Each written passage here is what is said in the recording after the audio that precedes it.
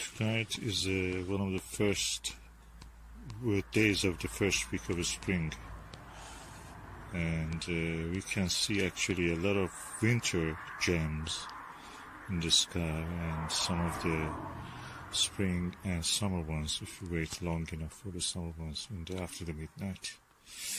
I'm using the Skywatcher Flextube 130p collapsible tube telescope. It's very nice. The only problem is that the position of the eyepiece holder is fixed. You cannot move it for a more convenient position. That's the problem with all the Dobsonian styles. I know there were a few in the past that actually could rotate this part, and it should have been easy. From here you could rotate it if they had ball bearing or something. But anyway, that's a design fault. But other than that, it's beautiful. And what I like about this telescope is that it's quite wide angle. It's very easy to hold something like this mobile phone camera against the eyepiece. It's very convenient. It's rare to be able to do such a thing with the eyepiece that easy.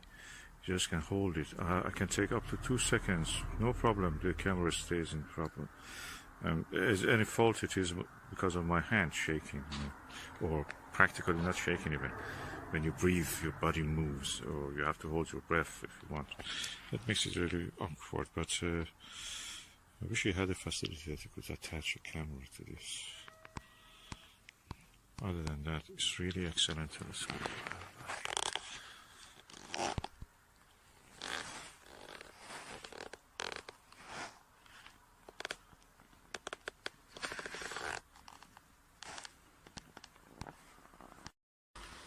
Put the telescope on a table, a tiny table. You can buy it from Astor. We bought it from Astor, I think. It's quite easy to put it there. Doesn't shake much. Just sit and watch. I wish the eyepiece could be moved, rotate according to the position that you're comfortable, like a star diagonal in a refractor. I'm sure I've seen a telescope like that. Even I've seen a Orion optic telescope, I think in 1980s. That actually the position of the eyepiece always was stationary, no matter which direction you pointed it. The position was always stationary. And with this telescope, I was using this eyepiece. This is a OVL zoom eyepiece. I bought it for £35, refurbished. But later, when I compared it with the Other Hyperion zoom eyepiece, I found that this is superior on planets and any other target. And actually the price of it is £200. So it was a bargain. This is a 14mm Morpheus 76 degrees eyepiece, very comfortable. And 32mm Plossl. This is again Butter.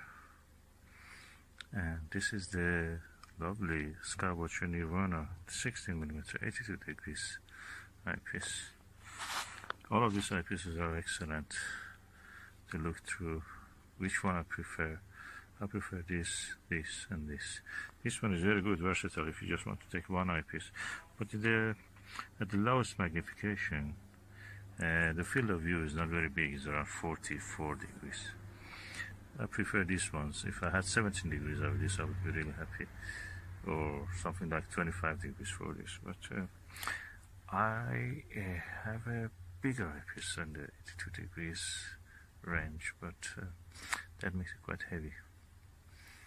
So at the moment I think 32mm is the widest angle I can have.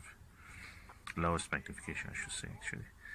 With this, and it actually takes the whole plates in the field of view and a little bit bigger even.